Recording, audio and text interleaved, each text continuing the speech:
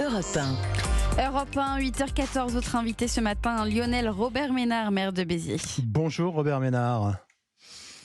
Bonjour. Merci d'être en ligne ce matin sur Europe 1. On évoque avec vous le malaise dans la police après l'incarcération d'un policier de la BAC de Marseille accusé de violence sur un jeune homme en marge des émeutes le mois dernier. Cette grogne, Robert Ménard, elle s'illustre par un mouvement sans précédent d'arrêt maladie au sein de la police, à tel point que chez vous, à Béziers, il n'y avait, semble-t-il, plus aucun policier en service samedi dernier, c'est bien ça ? Dans la nuit de samedi et dimanche, et dans la nuit de dimanche à lundi, il n'y avait pas un policier dans les rues de Béziers. Il y avait un officier de police judiciaire à l'intérieur du commissariat pour prendre les plaintes. Il y avait de la police judiciaire qui continuait les enquêtes, mais il n'y avait pas un policier dans la ville. C'est un vrai problème. Alors moi, je suis partagé, vous l'avez compris, entre la solidarité, la compréhension que j'ai par rapport aux policiers, et en même temps les craintes dans ma ville. C'est pas possible qu'il n'y ait pas de policiers nationaux. Dieu merci, on a de la police municipale, et à Béziers, il y a beaucoup de police municipale. Je vous donne un exemple. Hier, il y avait en tout dans la journée 12 équipages de police municipale pour un équipage de police nationale. Alors évidemment, moi, ça m'inquiète parce qu'on a aujourd'hui beaucoup plus de monde dans la ville que d'habitude. Vous savez, on est une ville touristique, donc il y a plein de monde. Voilà. Est-ce que ça vous fait dire qu'il faudrait que les policiers mettent fin à ce type de mouvement ? Parce que justement, ça peut poser un problème de sécurité.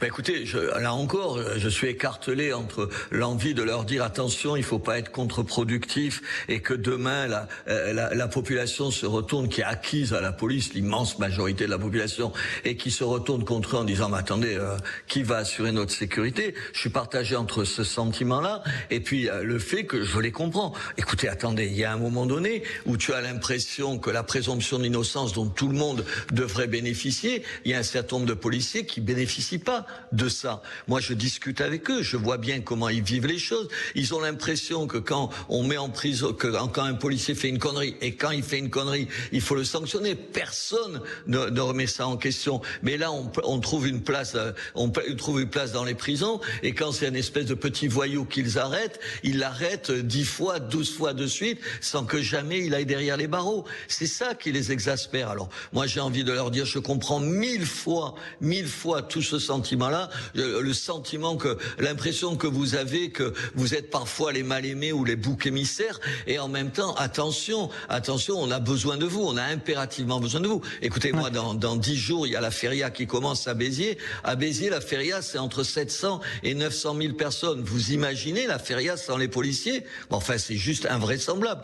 Donc voilà, mais je sais ils ont le sens de l'honneur et ils sauront faire la part des choses. Je leur fais confiance, j'espère. Cela dit, le mouvement semble, durer, et il risque de s'étendre. C'est quand même, parce que Béziers n'est pas la seule ville concernée, Robert Ménard, c'est quand même le signe d'un véritable malaise dans l'ensemble de la police, et donc, d'un ressort qui, d'une certaine façon, est cassé entre l'institution policière et le gouvernement. Je crois que les policiers, ils ont le sentiment d'avoir beaucoup donné. De donner tous les jours, de se retrouver dans des situations intenables. Attendez, moi je rentre pas sur l'affaire de Marseille, j'ai pas les éléments en main. Mais enfin, le contexte à Marseille et dans la France, vous vous rappelez les émeutes à ce moment-là, et rétablir l'ordre dans ces conditions-là, bonjour les dégâts. Vous voyez, qu'est-ce qu'on ferait, vous, moi, dans ces situations-là ? Vous me direz, on n'est pas les policiers. Mais enfin, de temps en temps, les policiers, ils savent plus quoi faire. On leur dit, les flashballs, il faut pas les utiliser dans un certain nombre de cas et tout. Mais comment vous faites quand vous êtes face à des gens ? Moi, je veux bien encore, je parle pas de cette affaire-là. Mais enfin, quand il y a des moments comme ça, de violence pareille, vous vous demandez ce qu'un certain nombre de gens, ils font dans la rue, au milieu des émeutiers. Je veux bien qu'ils soient des saints, qu'ils aient rien à se reprocher, et que tout soit de la faute de la police. Mais vous y allez, si vous voyez, comme journaliste, vous y allez. Mais sinon, vous y allez, vous, au milieu de la nuit, quand il y a des gens qui jettent des pierres sur tout le monde, et pas que des pierres. Enfin, je veux dire, moi, j'essaye de les comprendre. Je ne les excuse pas, j'essaye de les comprendre. Il faut qu'on trouve une solution. Le problème, c'est que les pistes, il n'y en a pas 50. Il n'y a pas 50. Alors justement, que peut faire le gouvernement pour restaurer la confiance des policiers, d'après vous, Robert Ménard ? Mais d'abord, je pense qu'il y a eu des propositions de loi, et ma femme et l'auteur qui est député en avait fait une. Il y a une présomption de légitime défense. Honnêtement, il devrait y avoir, ça n'existe pas. On peut pas traiter un policier qui se défend comme un mec qui tire sur des gens. C'est pas vrai. Attendez, encore une fois, je suis sur la corde raide. Mais vous savez que la justice est vent debout contre ce type de proposition. Hein. Oui, je sais, mais attendez, attendez, ils sont vent debout, ils ont raison. Moi, je mets pas tous les magistrats dans le même sac en disant ils sont laxistes et tout. Je dis pas ça, mais je constate l'exaspération des policiers qui se disent on ne nous donne pas les moyens d'assurer l'ordre. Je veux dire, c'est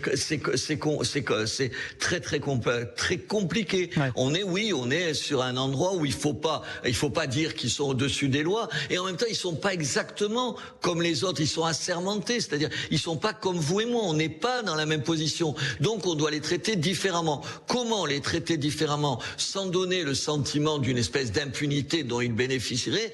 Je suis d'accord avec vous pour dire que c'est très compliqué, mais il faut trouver des solutions. Oui, les policiers quand ils tirent pas parce qu'ils agressent les gens, ils tirent de temps en temps pour se défendre. Alors il faut faire attention, on leur demande plus qu'aux autres, mais en même temps, mettons-nous une seconde à leur place, mettons-nous une seconde à la place. On a besoin de la police, nom de Dieu.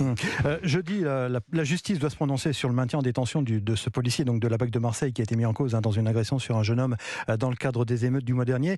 Qu'est-ce qu'on peut attendre? Qu'est-ce que vous attendez, vous, de cette décision? Pensez qu'il doit être moi, je en fais liberté? pas de commentaire là-dessus. Attendez. Ah non. Moi, je parle pas de cette affaire que je ne connais pas. Je la connais que par la presse, mais pas plus que par la presse. Oui, je vois bien. Attendez, la situation va être terrible. Je dis où il le libère. Bah voilà. Et un certain nombre de juges vivront ça comme une espèce de. Je me suis couché devant la pression de la police. Où il les libère pas, et la police va dire regardez, ça sert à rien et ça pourrait relancer les choses. Ouais. Enfin, moi, ce dilemme, je le comprends. Comment je le tranche? Moi, je n'en sais rien. D'abord parce que je suis respectueux des décisions de la justice. Je vais pas me mêler de ça. Mais vous avez raison de dire qu'il n'y a aucune solution qui sera acceptée par tout le monde. C'est ça le problème. Le problème, c'est qu'on on en est arrivé là. Aujourd'hui, la police, elle est exaspérée. Attendez, chez moi, vous voyez des petits salopards mettre le feu à une poubelle. Donc qui arrive? Les pompiers se font caillasser. Qui arrive?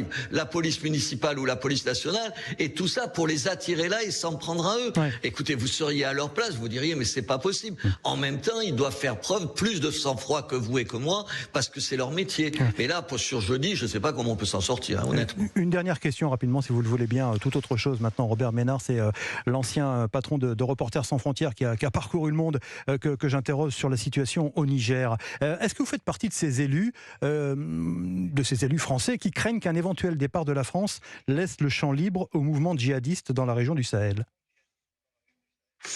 Au mouvement djihadiste et à Wagner. Moi, je connais bien tous ces pays-là. Vous le disiez, j'étais le patron de Reporters sans frontières, donc pendant 20 ans, j'ai travaillé dans ces pays-là.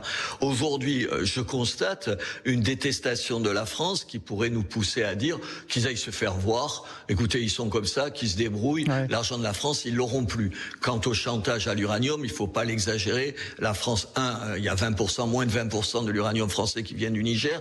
Et puis, on le retraite, l'uranium. On lui redonne vie, si j'ose dire. Donc, il n'y a pas de crainte de ce côté-là. Il y a la tendance à dire, écoutez, qui se débrouillent, ils verront bien ce qu'ils vivent et comment ils vivent sans la France. Et en même temps, c'est pas possible. Je veux dire, le mouvement djihadiste, pour les populations du Sahel, c'est une catastrophe, et pour nous, c'est une catastrophe. Parce que si on n'arrive pas à faire du Sahel une espèce de frontière pour les gens qui remontent vers l'Europe, on aura encore plus d'attaques terroristes, et les Algériens le savent aussi, d'attaques terroristes en Europe. Et puis il y a Wagner.